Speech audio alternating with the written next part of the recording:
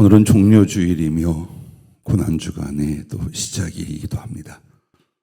오늘 성령으로 주님이 구별하여 주신 주님 말씀은 신약성경 마태복음 21장 1절부터 21절까지입니다.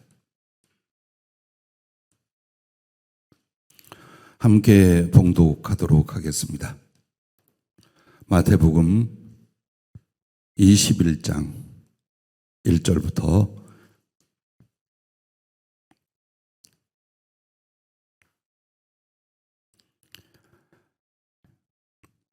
함께 기도하도록 말씀을 함께 봉독하도록 하겠습니다.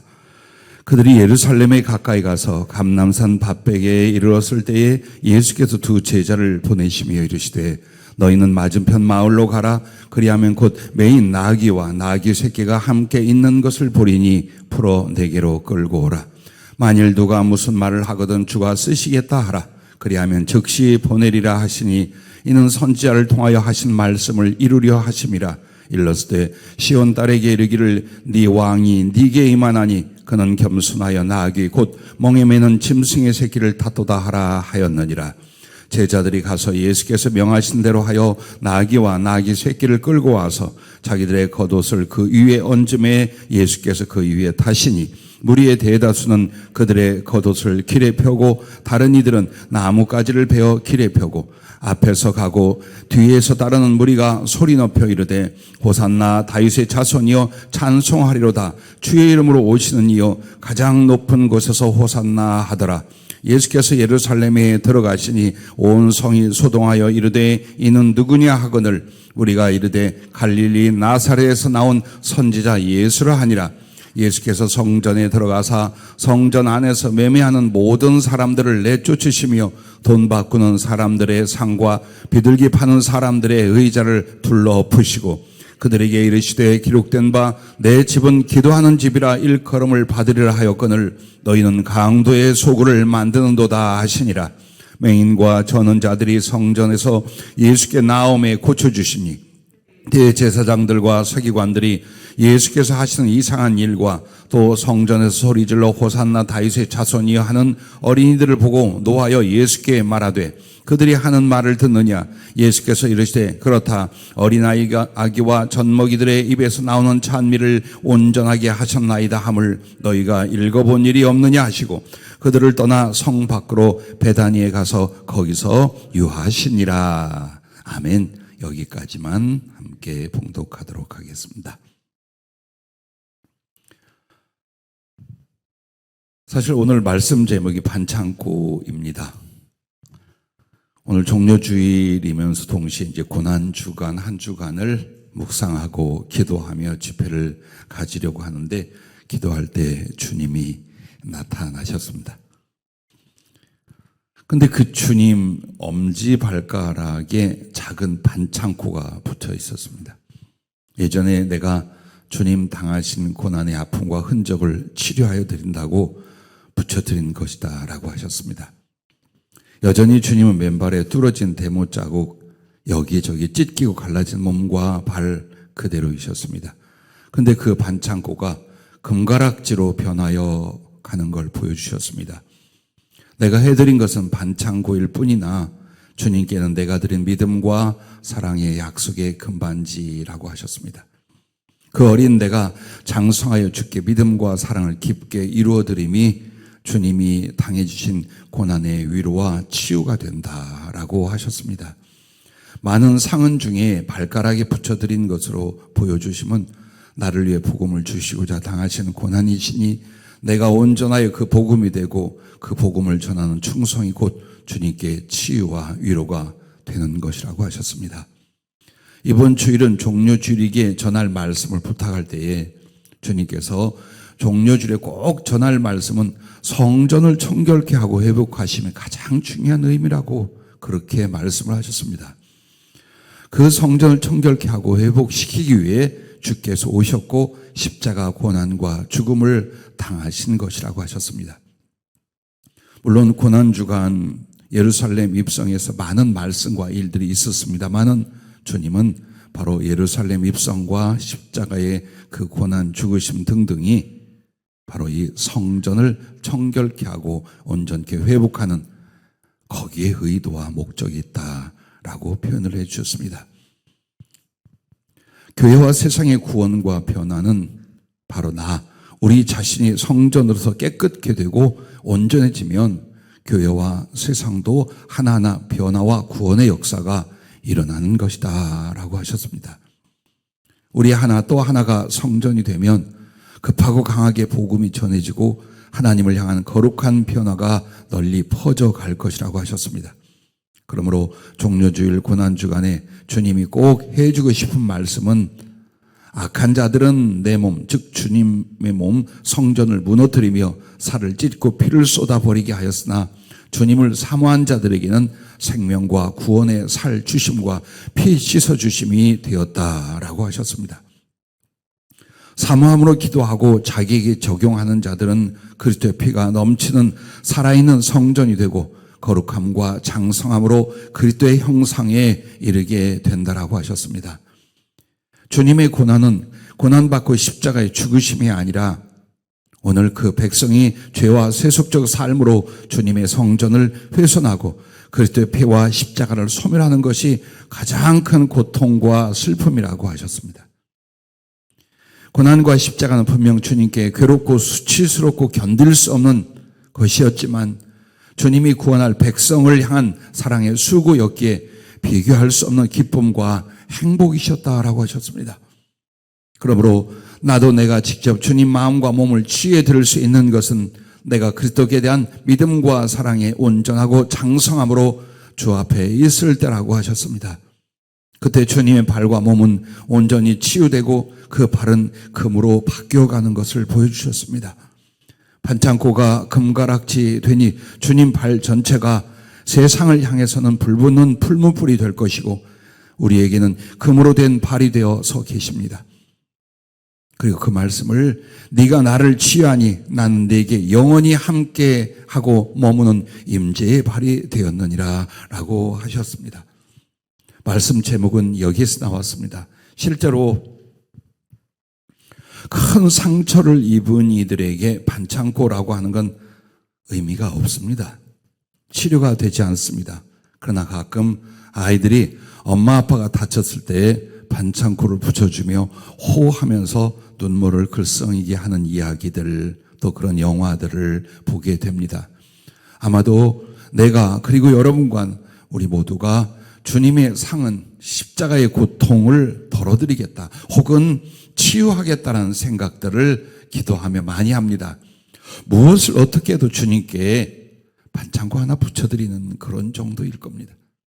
그러나 주님은 그 반창고, 당신을 치유하고 당신을 위로하겠다는 우리의 마음과 약속을 아주 소중히 가슴에 담고 있는데 정말 주님께 그 상흔을 치료해드리고 위로해드리는 건 우리가 성전으로서 합당해지는 것, 주님을 모시고 가는 성전으로서 깨끗하고 온전케 되는 것, 여기에 있다. 그렇게 말씀을 시작을 하셨습니다.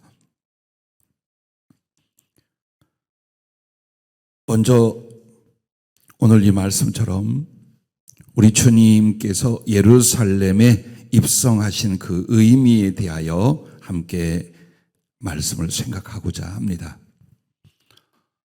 예수님의 3년여 공생의 기간 동안 예루살렘을 다녀가신 일들이 있습니다. 그리고 갈릴리를 중심으로 해서 이곳저곳에서 치유 사역, 또 말씀을 증거하며 예수 그리스도를 영접할 하나님 나라를 준비시키는 사역을 하시고 마지막 십자가의 고난 죽으심을 위하여 예루살렘으로 오시게 됩니다. 그때에 많은 사람들이 예수님이 오신다는 것을 듣고 나가서 자기들의 옷을 펴기도 하며 종려나무 가지를 꺾어들고 왕의 입성을 환영하고 찬양합니다.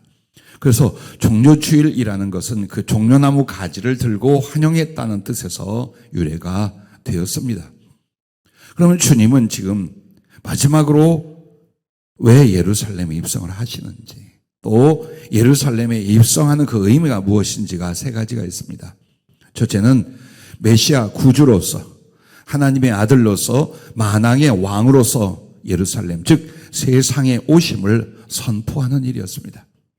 비록 많은 무리가 아니었고 또 모든 자가 환영한 건 아니지만 이 사건을 통해 주님은 메시아 구주시요 하나님의 아들이시요 그리고 이스라엘의 왕 만왕의 왕으로서 세상 예루살렘에 오셨음을 선포하는 일이었습니다. 그리고 두 번째는 그 백성을 구속하기 위해서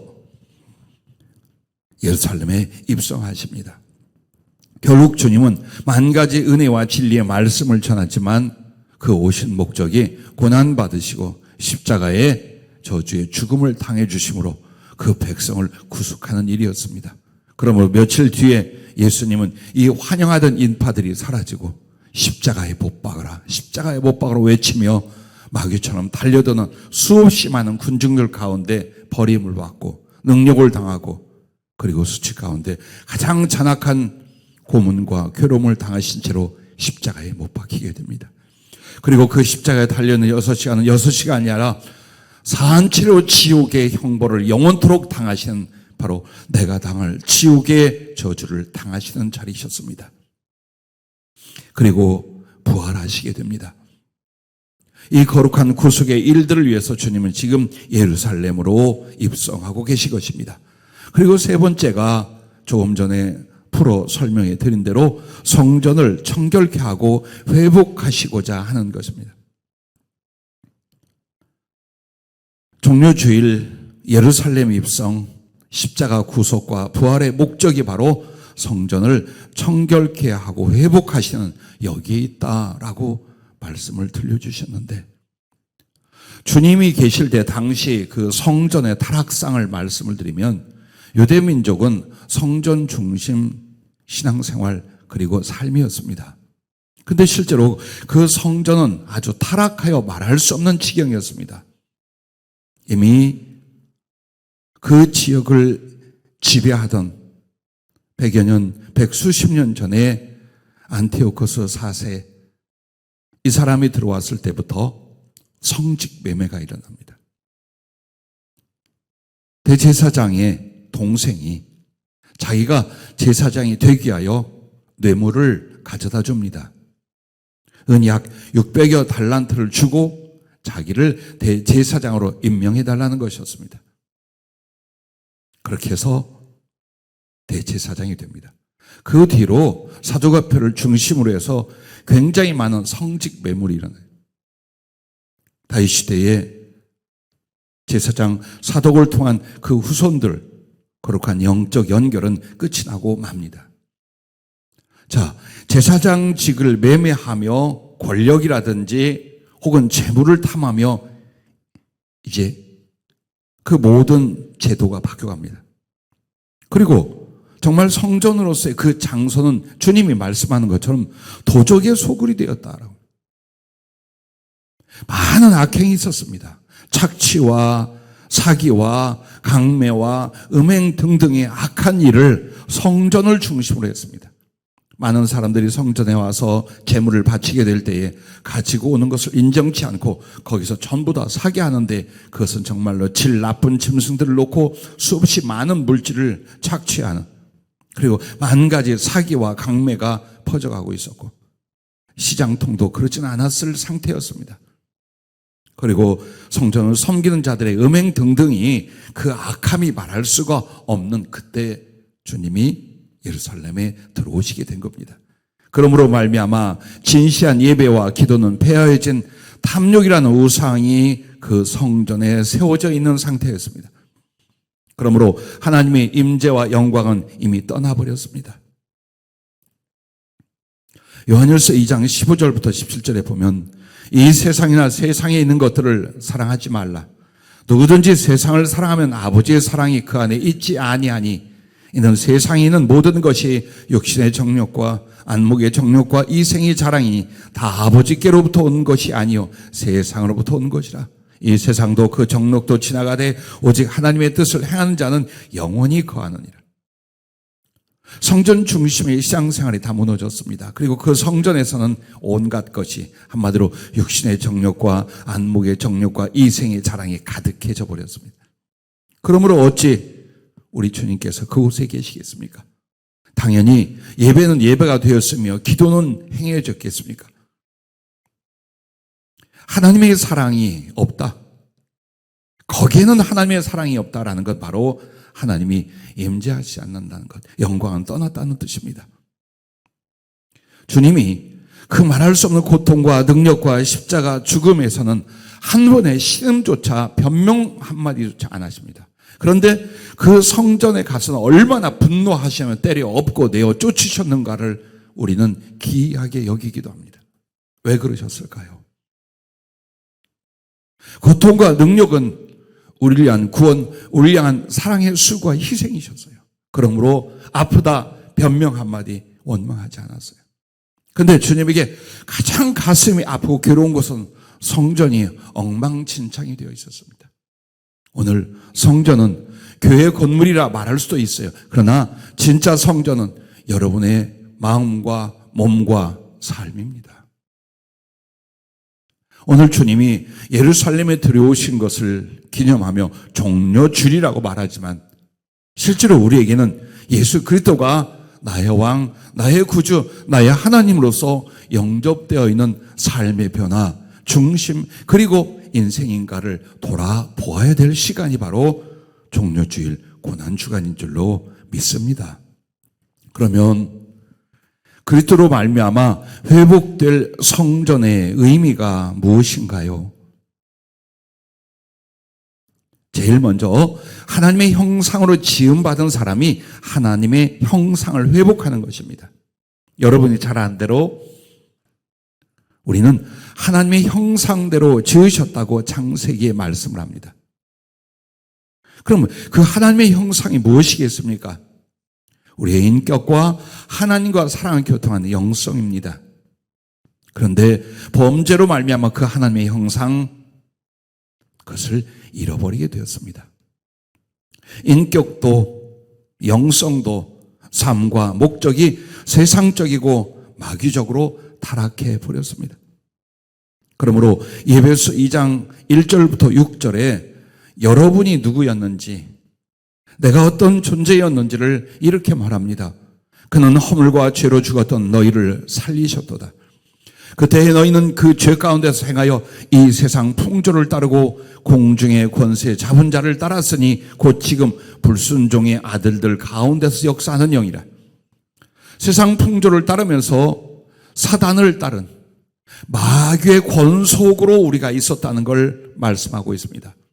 전에는 우리도 다 그 가운데서 우리 육체의 욕심을 따라 지내며 육체와 마음에 원하는 것을 하여 다른 이들과 같이 본질상 진노의 자녀였더니 하나님의 의와 선한 것과 그 진리를 따르는 것이 전혀 없는 오직 타락한 육체의 욕심, 바로 그것만을 위하여 삶으로 말미암아 우리의 운명은 하나님의 진노의 대상들이었다는 것입니다. 그러나 긍휼이 풍성하신 하나님이 우리를 사랑하신 그 큰 사랑을 인하여 허물로 죽은 우리를 그리스도와 함께 살리셨고 너희는 은혜로 구원을 받은 것이라 또 함께 일으키사 그리스도 예수 안에서 함께 하늘에 앉히시니, 이것이 바로 성전의 회복입니다. 한마디로 여러분과 나, 아담의 범죄에 의해 하나님의 형상대로 지음을 받았다지만 하나님의 형상을 완전히 잃어버렸었습니다. 우리의 인격 안에 그리스도의 품성과 가슴, 그리고 예수 그리스도로 말미암아 믿음으로 주님을 영접하여 그의 영으로 말미암아 거룩한 사랑의 교통, 그래서 우리의 인생과 삶이 하나님의 영광과 사랑 그리고 천국이라는 목적으로의 바뀜, 이것이 분명해지는 것이 하나님의 형상으로 회복되는 것이라 말씀을 드릴 수가 있습니다. 그래서 여러분과 나에게는 그리스도 예수를 영접하여 거듭남을 주셨습니다. 사람의 생각과 인격과 습관을 가지고는 절대로 죄를 벗지 못하며 하나님을 섬기긴커녕 알지도 못합니다. 그러므로 주께서 예루살렘에 들어오시고 이제 고난받고 십자가에 죽어주심으로 말미암아 죄악을 담당할 뿐만 아니라 그 피로 말미암아 우리를 깨끗게 하고 거듭나게 만들어 주셨습니다. 그러므로 모든 생각과 악행에서 우리가 회개하게 되고, 그리고 참 마음과 믿음으로 말미암아 하나님을 섬길 수 있는 상태, 진리에 순종하고 형제를 거짓없이 사랑할 수 있는 그 영적 생활, 이런 성령의 거듭남을 주시고 결국 우리는 부활로 말미암아 완전한 하나님의 형상의 회복이 일어나게 될 줄로 믿습니다. 그래서 골로새 3장 9절 10절에는 그렇게 말합니다. 옛사람과 그 행위를 벗어버리고 새 사람을 입었으니 이는 자기를 창조하신 이의 형상을 따라 지식에까지 새롭게 하심을 입은 자니라. 할렐루야. 이와 같이 말씀을 합니다. 자, 두 번째는 그리스도로 말미암아 회복될 성전이 무엇입니까? 에덴 동산을 회복하는 것입니다. 에덴 동산에서는 어떤 일이 있었습니까? 하나님과의 직접적인 교제와 생활이 있었습니다. 그리고 그것은 바로 하나님의 나라 천국을 상징하는 것입니다. 그러나 아담이 타락한 뒤에 그는 에덴에서 쫓겨납니다. 그리고 에덴의 동편에 화영검을 두어서 에덴 동산을 지키고 인간에게 허락하지 않았습니다. 최초로 살인하고 범죄한 가인은 에덴의 동쪽 놋 땅으로 떠나게 됩니다. 그리고 그 놋이란 이름처럼 유리하고 방황하고 혼돈 속에 인류는 살게 됩니다. 그래서 여러분 자세히 보십시오. 우리는 태어나면서부터 창조주요 우리의 하나님 되신 분을 몰라요. 모르는 것 자체가 죄의 저주의 상태라는 것입니다. 하나님이 계신데 그로 말미암아 창조되었고, 심지어 내가 하나의 육체를 가진 사람으로 태어날 때도 하나님의 영으로 말미암아 하나님의 기운으로 말미암아 짓고 살아가고 있는데 하나님을 몰라요. 영적 죽음, 무지 속에 있기 때문에 그와 같아요. 그러므로 살아생전 하나님을 모르니 하나님과의 사랑과 교통이들 일어나겠습니까? 일어나지 않는 거예요. 그래서 여러분과 나는 지금 에덴의 동쪽에 가 있는 거예요. 우리에게 에덴은 없어진 거예요. 그러니 그 에덴은 또한 하나님 나라 천국을 가리켜 말씀하는 것입니다. 하지만 여러분과 나는 어떻습니까? 하나님과의 사랑은커녕 하나님 나라를 전혀 알지 못합니다. 그리고 좀 믿음 생활을 한다라고 하지만 우리는 하나님과의 교제가 얼마나 빈약합니까? 그 나라에 대한 확신, 그 나라를 누림, 그 나라를 향하면 또 얼마나 부족합니까? 그래서 주님은 성전을 청결케 하고 회복한다는 건 오늘 우리들에게 하나님의 형상을 회복하는 일이요, 동시에 에덴의 회복이라고 말씀했습니다. 여러분과 나는 이것을 생각하지 않고 오랫동안 성경을 봐왔습니다. 그게 뭐냐? 왜 아브라함을 가나안 땅, 약속의 땅으로 오게 했을까요? 왜 모세로 하여금 애굽에 노예되고 애굽의 백성이 되어버린 이스라엘을 가나안으로 올라오게 했을까요? 왜 그렇게 했을까요? 정말 가나안이 젖과 꿀이 흐르는 최고의 복지, 낙원이기 때문에 그것을 주려고 했을까요? 그렇지 않아요. 가나안 지역의 대표적인 장소는 예루살렘입니다. 그리고 실제로 이 예루살렘은 사실은 에덴 동산이 있던 곳입니다. 에덴 동산이 실제로 지구 전체는 아니었습니다. 에덴은 어디였느냐? 지각 변동이 일어나고 대홍수가 있었고 지형에 많은 변화가 있어요. 그래서 지금의 지도 가운데 에덴은 여기다라고 말하기는 매우 곤란합니다. 하지만 성령과 또 여러 가지 자료를 통해서 볼 때에 에덴은 북아프리카 지역, 아라비아 지역, 그리고 지금으로 말하는 팔레스타인 지역, 그리고 터키의 아라라산이 있는 데까지 이렇게 해서 네모난 크기가 지형적으로 거기에 에덴 동산이 있었다라고 합니다. 예루살렘에서 하나님을 예배하고 성전을 세우고, 그래서 이스라엘 유다인들은 언제나 예루살렘 시오니즘을 가져요. 왜 그럴까요? 옛날에 우리가 예루살렘에서 하나님을 예배해서 그것 때문일까요? 그렇지 않아요. 아브라함이 가 있는 곳은 에덴의 동쪽입니다. 거기가 갈대 우르, 바벨론 그쪽 지역, 아라비아 쪽으로부터 바벨론 쪽이 예루살렘으로 말미암아 동편이에요. 결국 에덴의 동쪽으로 쫓겨났던 인류가 에덴으로 돌아오게 만드는 실제적인 과정을 주님은 어디로 오게 하는 거예요? 예루살렘으로 돌아오게 하는 거예요. 하나님의 백성이 어디로 가 있든지 예루살렘으로 올라오게 만드는 것은 단지 예루살렘이라는 땅, 지역이 거룩해서가 아니라 거기는 에덴에 대한 상징이요. 에덴이 있었던 곳이요.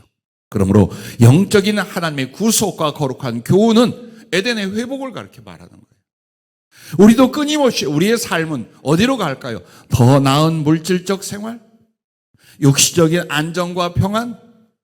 자손과 자식들을 잘 살게 하는 번영? 이게 아니에요. 에덴을 향하여 가는 거예요. 어느 인생을 살고 어느 순간을 살고 무슨 일을 하든지 그게 중요한 것이 아니라 나의 영혼이 가고 있는 것은 에덴이라. 에덴의 회복을 위하여 마치 아브라함이 가나안으로 가듯이 이스라엘 백성이 애굽에서 예루살렘으로 돌아오듯이 우리는 그렇게 가는 것입니다. 그래서 그 에덴의 회복이 이 땅에서 무엇입니까? 하나님과 사랑하는 일이에요. 그분은 두려운 하나님, 모르는 하나님이 아니라 십자가에 달리신 하나님, 나를 위하여 온몸을 찢고 살과 피를 쏟으신 하나님, 그래서 그의 영으로 내 안에 계신 하나님, 그분은 인격적으로 존재적으로 나와 함께하고 교통하고 사랑하기 시작했어요. 이렇게 에덴이 회복됩니다. 그리고 우리의 심령에는 주님의 나라가 스며들기 시작하며 그 주님의 나라를 경험하고 누리고 나누기 있습니다. 어느 순간 육체를 벗고 나면 진정 에덴인 하나님 나라에서 주님과 얼굴을 마주대어야 영혼을 살 줄로 믿습니다. 그래서 여러분과 나에게는 하늘나라가 여기 있다 저기 있다 할 것이 아니라 바로 우리의 속, 우리의 마음에 있다. 그 심령 천국이 이루어져야 합니다. 살아생전에 나중에 죽으면 천국까지, 혹은 나중에 주의 일을 하지, 이게 목표가 아니에요. 하나님의 형상의 회복과 에덴의 회복이 내 영혼, 내 삶 속에서 일어나게 하는 것, 그것이 오늘 예루살렘에 입성한 주님의 뜻이요. 십자가를 지시며 저주의 죽음을 당하시고 우리를 구속하신 하나님의 뜻이라는 것을 잊지 마시기 바랍니다. 주님과의 진정한 교제와 사랑이 모든 것이라는 것. 마치 에덴에서 아담과 여호와 하나님이 함께 거닐고 함께 대화하고 함께 생활하고 함께 울고 웃었던 그 순간들처럼 우리의 영성과 삶에서 하나님과의 진정한 교제와 사랑이 일어나야 된다. 그러면서 우리는 천국을 향한 그 믿음과 소망의 삶의 목적과 실제가 일어나게 될 때 이미 천국 에덴 이전에 나의 삶이 주님과 함께하는 에덴의 회복이 되는 줄로 믿습니다. 세 번째는 하나님께 드린 예배와 임재의 회복입니다. 마태복음 21장 13절 말씀을 보면 주님 그러십니다. 기록된 바 내 집은 기도하는 집이라 일컬음을 받으리라 하였거늘 너희는 강도의 소굴로 만드는도다. 또한 어린아이들이 성전에서 호산나 주님을 찬양하는 일을 보고 비난하는 그들을 향하여 16절에는 이렇게 말합니다. 예수께서 말하되 그들이 하는 말을 듣느냐? 예수께서 이르시되 그렇다. 어린 아기와 젖먹이들의 입에서 나오는 찬미를 온전하게 하셨나이다 함을 너희가 읽어본 일이 없느냐? 이 두 줄의 말씀을 가지고도 무엇을 말하는지 알아요. 하나님의 성전은 하나님께 예배하는 곳이요. 진리를 따라 성령으로 말미암아 예배 드릴 때 하나님은 그 자리에 그의 영으로 그의 존재로 임재를 하십니다. 그러므로 반드시 진정한 예배, 참다운 예배, 합당한 예배에는 하나님의 임재가 일어나게 됩니다. 오늘 우리들을 보십시오. 아무리 어렵고 많은 위험이 있어도 주일이면 그래도 예배를 드리겠다 합니다. 그러기를 한평생 하셨습니다. 그러나 이제 여러분과 나에게 있어서 진정한 예배를 드리고 있는가? 참다운 예배로서 하나님을 높이고 사랑하고 은총의 교통이 있고 이것이 매 주일에 있는가? 엄벙덤벙 살다가 정신없이 교회에 와서 꾸벅꾸벅 졸다가 혹은 말씀의 내용을 좀 파악하다가 이렇게 돌아가는가? 주일에 예배를 드린 것하고 일주일의 삶은 아무 상관이 없는가? 아니면 일주일을 주일 예배를 위하여 마음을 다하고 힘을 다하고 삶을 다하는가? 이것을 보십시오. 오늘 십자가에서 주님이 죽으신 이유는 무엇입니까? 하나님의 백성을 만들고자 하며 하나님의 백성은 가장 중요한 것이 땅에서도 하늘에서도 하나님을 진리와 성령으로 예배하는 사람들입니다. 가끔 존다고 지적을 해요. 피곤하면 좀 졸을 수도 있어요. 그런데 자주 습관이 되어 있다면 회개해야 돼요. 그리고 예배 시간에 마음의 여행을 하고 있어요. 다니던 직장, 만나던 친구, 집, 이 생각, 저 생각, 전혀 예수님은 나의 마음의 생각 중에 없어요. 그 다음에 말씀이나 예배의 상황을 판단하고 파악하고 앉아 있어요. 정말 이 시간 살아계신 하나님이 구주 예수께서 눈을 똑바로 뜨고 모든 지각에 뛰어나신 하나님이 우리를 바라보고 함께하고 또 우리의 예배를 흠양코자 와 계신다는 의식도 잘 생기지 않아. 만약 우리 교회와 한국 교회와 세계의 교회가 이런 상태로 간다면 주님은 그 성전을 깨끗게 하고 회복시키려는 것이 어디에 있겠어요? 예배 회복입니다. 왜 성전이 엉망진창이 될 때 주님이 분노했느냐? 예배가 없고 기도가 없어졌다는 거예요. 오늘 우리는 그렇게 타락하고 악하고 더럽지는 않아도 행여 식상해지거나 습관적이거나 형식적으로 예배를 드리고 있다면, 기도는 이미 의미 없어졌다면 여러분과 나는 성전의 기능이 없어진 것입니다. 아니, 성전의 기능이 없어졌다는 건 그 성전에 임하시는 하나님이 임하실 수 없다는 뜻입니다. 은혜를 베풀고 영광을 받으실 일이 우리에게 없어진다는 뜻입니다. 예배는 그와 같습니다. 목숨보다 더 중요한 것이 여러분의 예배요, 예배 생활입니다. 만약 이 부분에 회복이 안 된다면 우리는 가짜 위선자로 끝나버리게 됩니다. 그래서 예배는 참으로 설레고 사모하는 마음으로 준비할 것이요, 두려운 마음으로 하나님께 무릎을 꿇을 수 있어야 됩니다. 그리고 그 예배는 나의 남은 시간과 생활 속에서 끊임없이 하나님을 경외하고 찬양하고 감사하고 회개하고 당신과의 사랑의 깊은 교통을 이루고 나누어가는 생활 속에 성전이 되어야 할 것입니다. 어디서 예배를 드려야 되냐라고 물을 때에 요한복음 4장 23절부터 24절을 통해 주님은 무슨 말씀을 하셨습니까? 여기서 저기서 예배를 드리는 그런 것이 아니다. 예배는 어떻게? 아버지께 참되게 예배하는 자들은 영과 진리로 예배할 때가 오나니 곧 이때라. 아버지께서는 자기에게 이렇게 예배하는 자들을 찾으시느니라. 하나님은 영이시니 예배하는 자가 영과 진리로 예배할지니라. 하나님은 이렇게 예배하는 자를 찾는다는 말이 뭘까요? 그에게 임하신다는 말입니다. 세계 수없이 많은 교회와 기독교인들이 있지만 주님은 어디로 가셔서 그에게 임재를 하시느냐?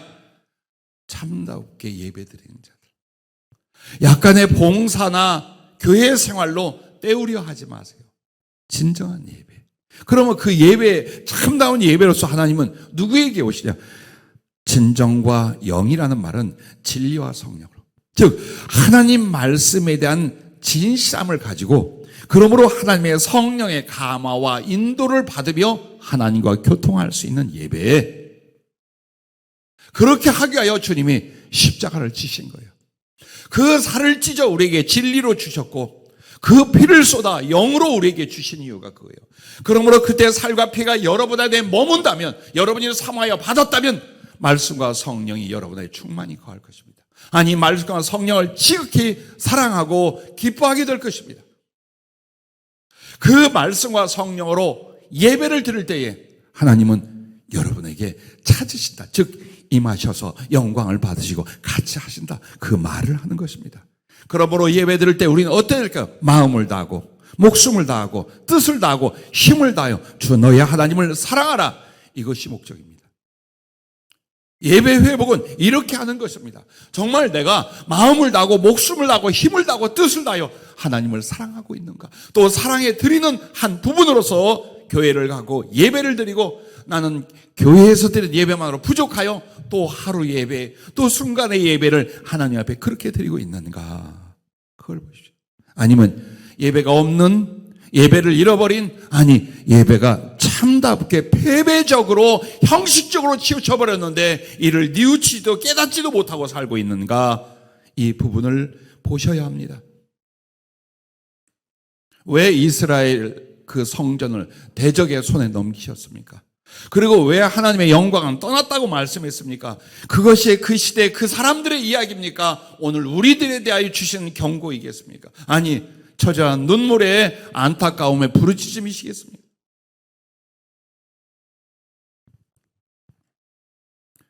주님 그때 당시 성전을 중심으로 산다는 유대의 상태 이와 같았어요.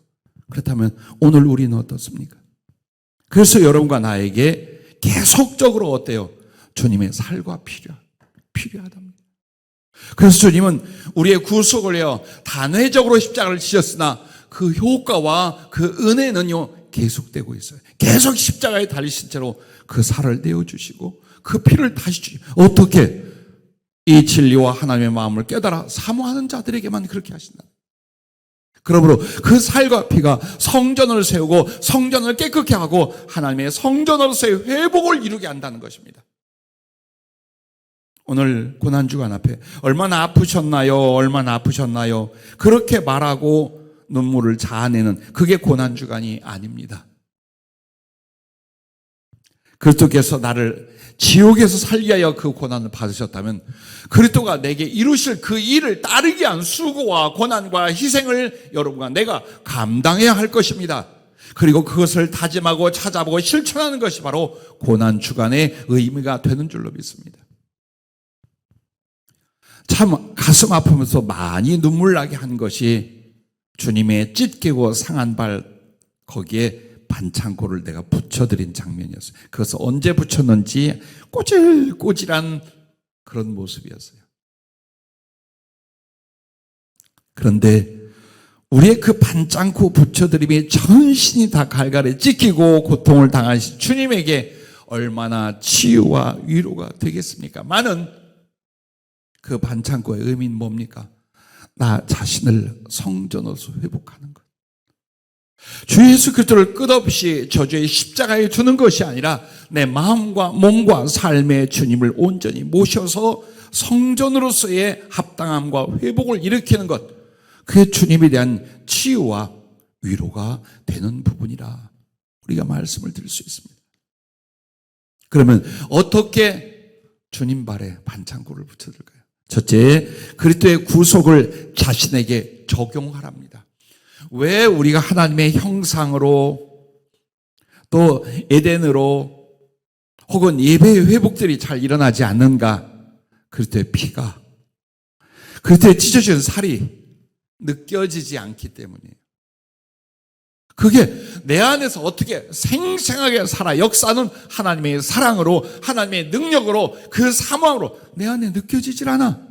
그런데 예배를 어떻게 온 마음과 전심을 다하라는 겁니까? 어떻게 나의 삶 속에서 정말 하나님의 형상을 회복하며 내 심령과 삶이 천국이 되겠습니까? 안 되지요. 그 말이 맞습니다. 그러나 죄인이요 연약한 한 인간이 이런 거룩한 은혜의 성전이 되는 것 오직 예수님의 살과 피밖에 없다는 거예요. 그러면 그 살과 피의 거룩한 역사와 은혜를 어떻게 입습니까? 그리스도의 구속을 자신에게 계속 적용하는 거예요. 묵상하고 나한테 가르치고 받아들이고 따르고 변화하고 기뻐하고 감사하고 이걸 계속 만드는 거예요. 내 안에서. 여러분이 예수님을 영접하셨지요. 어떤 예수님을 만났습니까? 보좌에 앉아 계시던가요? 갈릴리 바닷가에서 오병이어의 떡으로 기적을 행하시던가요? 병들었던 여러분을 치료해 주심으로 만났나요? 아니면 어려서 교회를 다니다가 어느 날 나도 모르게 내 안에 믿음으로 주님이 계시던가요? 그런데 그 주님은 여러분에게 어떤 형상이시며 무엇을 하셨으며 지금도 어떻게 계시는가요? 내게 있어 예수님은 어떤 분이시며 어떤 경험이 있으며 어떤 삶으로 함께 하시는가요? 이것은 살고 죽는 문제보다도 돈을 벌고 잃어버리는 문제보다도 소위 말하는 성공과 실패의 문제보다도 우리에게 가장 중요하며 영원한 문제입니다. 즉 어느 순간 예수님을 영접했어가 아니라 매일매일 순간 나의 마음과 생각과 영혼이 찾아가고 있는 거예요. 어디로? 빌라도의 법정과 그리고 골고다 언덕길 그리고 골고다의 십자가까지 가는 거예요. 예수 그 하나님 그 구주는 십자가에서 만나는 거예요. 살이 터지고 피를 쏟고 나를 그 가슴에 품고 그 눈동자에 담으신 예수 그분을 영원히 기억하는 거예요. 내가 그 살을 먹었다고요. 그 피를 마셨다고요. 내 육체가 그렇게 한 일이 없어요. 다만 그 살이 오늘 그분의 모든 말씀으로 그 피가 오늘 그의 사랑과 성령으로 내 안에 계속 어떻게 작용하고 부어졌는가를 기억하는 거예요.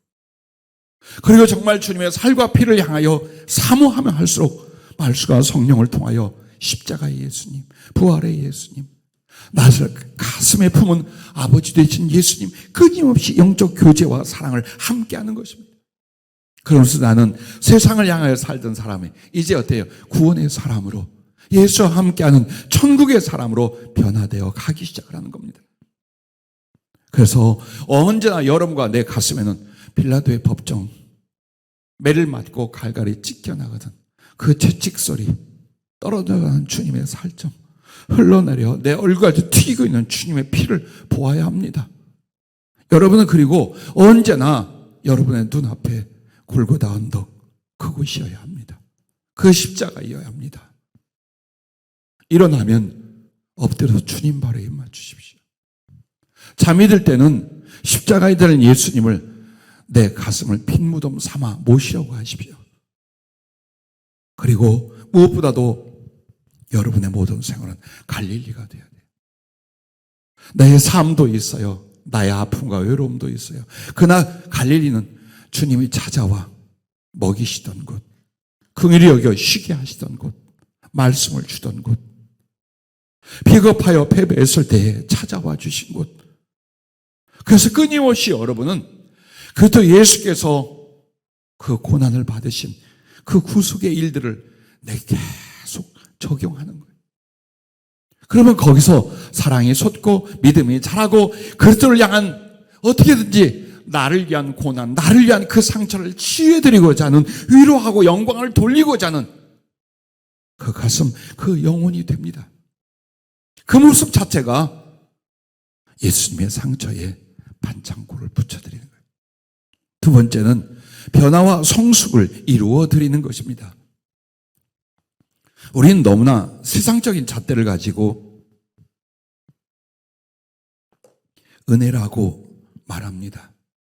즉 내게 뭐가 잘 되거나 내가 생기면 이걸 은혜라고 생각하고 하나님께 영광 돌릴 일이라고 생각합니다. 아니요. 진정으로 여러분의 은혜, 하나님께 돌릴 영광은 주님의 소원을 따라 변화하고 성숙하는 영혼, 이것입니다.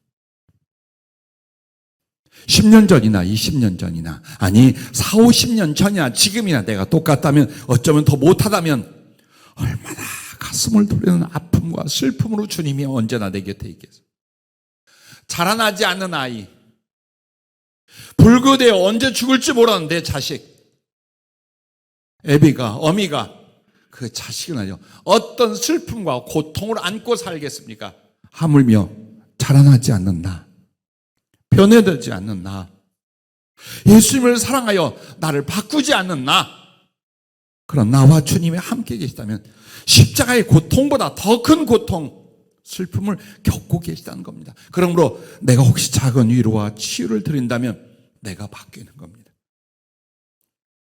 타락한 성전이 되지 말고 육신적인 내가 영적 사람으로, 세상적인 내가 하나님의 나라로, 자기 중심적인 내가 주님 중심으로, 이기적인 내가 그리스도의 사랑을 이루는 사람으로 끊임없이 회개하고 변화되고 실천하고 노력하는 주님을 향한 변화와 성수, 그것이라고, 그것이 주님에 대한 치유와 위로라고 말씀을 드렸습니다. 끝으로 세 번째는 그리스도의 발이 되어 드리라는 것입니다.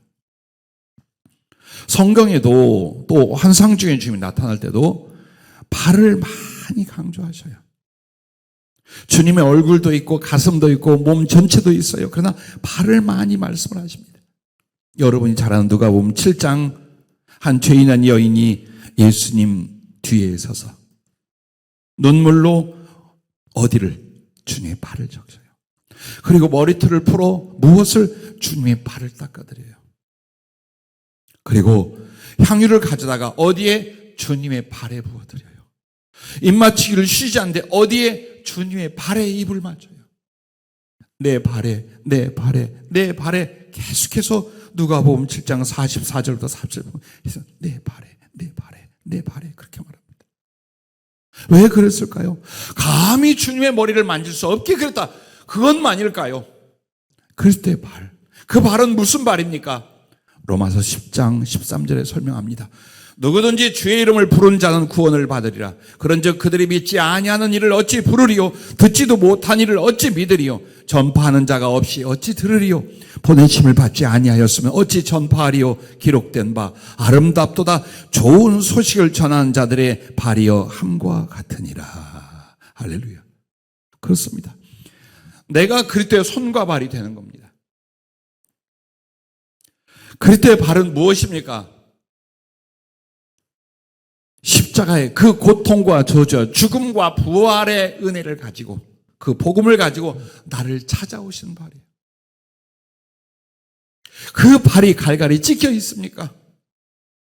커다란 손이 들어갈 만한 못자국으로 뚫려 있습니까? 발바닥에 살점이 하나도 없이 다 에어져 계십니까? 만약 여러분이 단 한 번만이라 본다면 끌어안고 통곡하고 말 거예요. 어떻게 이 발을 싸매드릴까 할 거예요. 그 누구도 마찬가지입니다. 그래서 영적 베르주님이 나는 그걸 보고 반창고를 하나 덜렁 붙여주죠. 그러면 주님의 발을 끌어안고 그 발에 입 맞추고 그 발을 싸매드리는 게 뭘까요? 내가 그리스도의 발, 복음을 전하는 발이 되는 것입니다.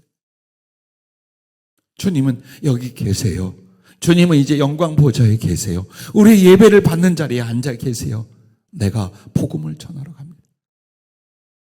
내 생애와 삶에 필요한 것, 하고 싶은 건 너무너무 많지만 나는 그런 것들을 제쳐두고라도 이 복음을 전하여 주님의 소원, 주님의 그 구속의 목적을 따라 사람을 살리고 그들로 주님을 예배하고 주께 영광을 돌리게 만드는, 또한 나 하나의 사람으로 너무나 부족하여 수만, 수천만, 수억만 사람들이 그리스도의 은혜를 알고 그리스도를 사랑하게 만드는 이 일을 위하여, 복음을 위하여 우리의 목숨과 삶을 드리겠습니다. 그것이 그리스도의 발이 되는 거예요. 때로는 그리스도의 손이 되는 거예요. 베풀고 나눠주신 주님의 손 대신 내가 사람들에게 사랑을, 긍휼을, 자비를, 도움을, 위로를 나눠준다면 여러분 주님의 손이 되는 거예요. 그래서 내가 복음을 전하는 것과 사랑을 베푸는 일을 행할 때에 나는 이미 주님의 손과 발이 되어드림을 말미암아 난 당신의 작은 치유와 위로자가 되어 있더라라는 것입니다. 그러나 이 말씀에서 우리가 주님 오셔서 하신 말씀처럼 네가 성전으로 회복되라. 내 심령과 삶이 회개와 믿음과 사랑 등등으로 성숙하여 그리고 예배 및 모든 것들의 회복을 인하여 네가 한번 변화돼 봐라. 다른 사람 변화시키려 하고 가르치려 하지 마라. 지적질을 하려고 하지 마라. 너만 변화되라. 그렇다면 하나님의 나라의 왕성함과 강력한 복음 전파가 다 이루어질 것이다. 그 이야기를 하셔요. 그렇습니다. 주님의 발이 되어드리는 것입니다. 마태복음 21장 17절 말씀을 보면 그들을 떠나 성 밖으로 베다니에 가서 거기서 유하시니라 라고 말합니다. 이 말씀을 묵상해야 될 말씀입니다.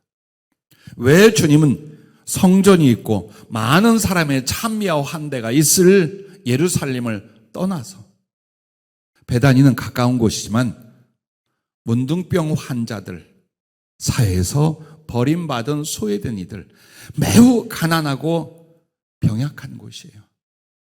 왜 거기에 가셨을까요?